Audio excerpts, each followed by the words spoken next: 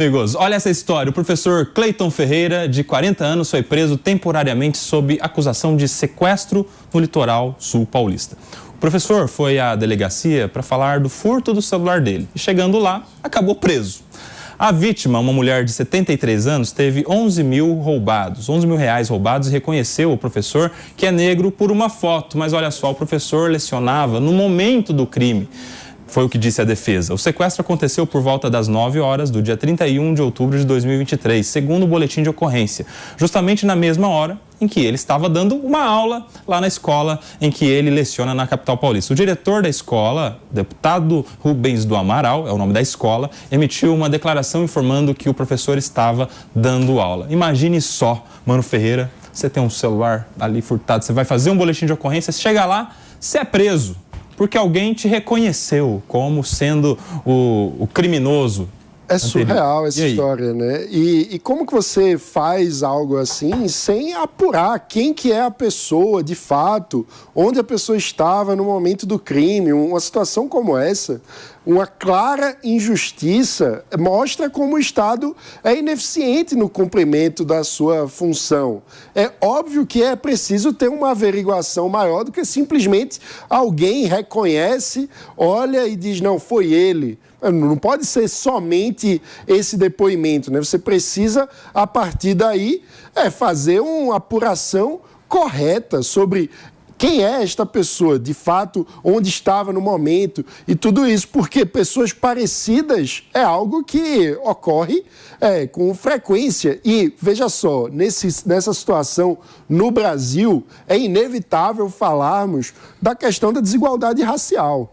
Porque será que se fosse uma pessoa branca sendo reconhecida assim, haveria a prisão sem uma averiguação efetiva da denúncia, se ela é embasada, se faz sentido ou não?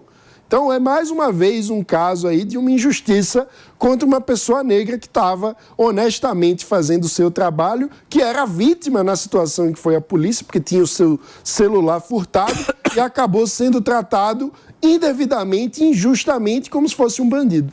Ô, Palumbo, você sabe que o reconhecimento é uma das provas mais frágeis, né? Porque a vítima, quando ela está diante ali de algumas pessoas, inconscientemente, às vezes, ela tem uma vontade tão grande de alcançar a justiça, de que alguém seja preso, que ela é enganada pelo cérebro. Ela é enganada pela mente dela e ela fala, não, é esse cara, eu juro que foi ele.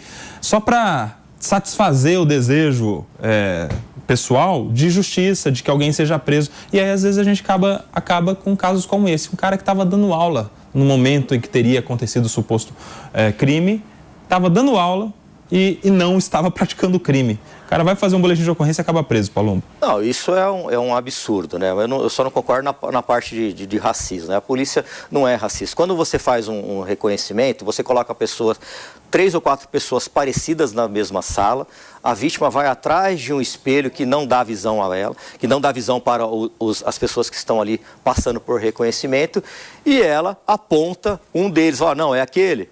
Aí ela aponta e o delegado, de acordo com o restante das convicções de provas, ele acaba lavrando ou não um ato de prisão em flagrante. E depois vai para o Ministério Público e denuncia. O que também não é justo é ficar só culpando a polícia, porque o Ministério Público, por vezes, também denuncia. E o juiz mantém preso. Agora, é uma injustiça isso aí sem precedentes, né?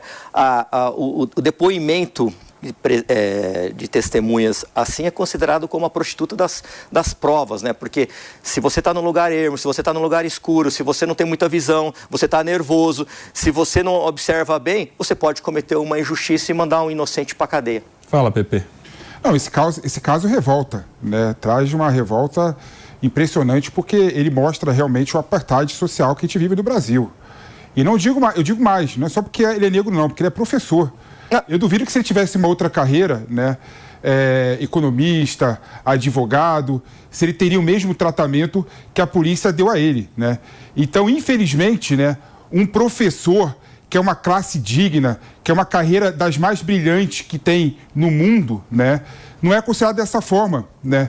Porque chegou na polícia civil achando que ia falar sobre o furto do celular que aconteceu com ele semanas anteriores, ele foi preso por uma preventiva. Nem deram direito à palavra a ele. Então, assim, isso demonstra claramente, né, essa discriminação que paira na nossa sociedade.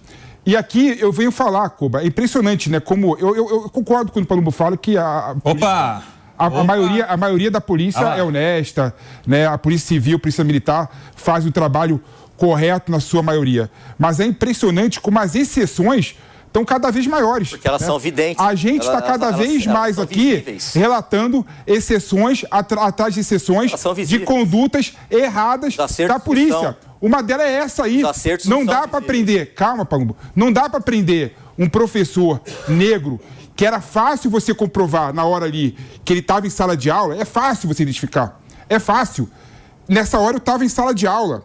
Eu tenho a ponto, liga para a escola, fala para a escola, o delegado ligaria para a escola, não prenderia preventivamente ele. Só prendeu, infelizmente, porque professor é uma classe que a população do Brasil não trata como uma classe digna, infelizmente, haja visto o salário que paga o professor, e negro também não tem o mesmo tratamento que uma pessoa branca. Então, infelizmente, a nossa polícia do Brasil trata negro e branco de forma diferente. Deixa eu só falar uma coisa. Nesse caso aí, a informação é de que já havia mandado de prisão expedido contra esse senhor. 6 meses antes. Então, quem deu a ordem de prisão foi a justiça. A polícia, Palumbo, só cumpriu. Exato. Só cumpriu assim como polícia, né? deveria fazer. Até porque se não tivesse cumprido, o policial é que ia responder por prevaricação. Tem esse detalhe. Mas, ou seja, há aí um erro que é do Estado brasileiro, né? Porque você tem toda a investigação que deveria ter sido feita e não foi feita.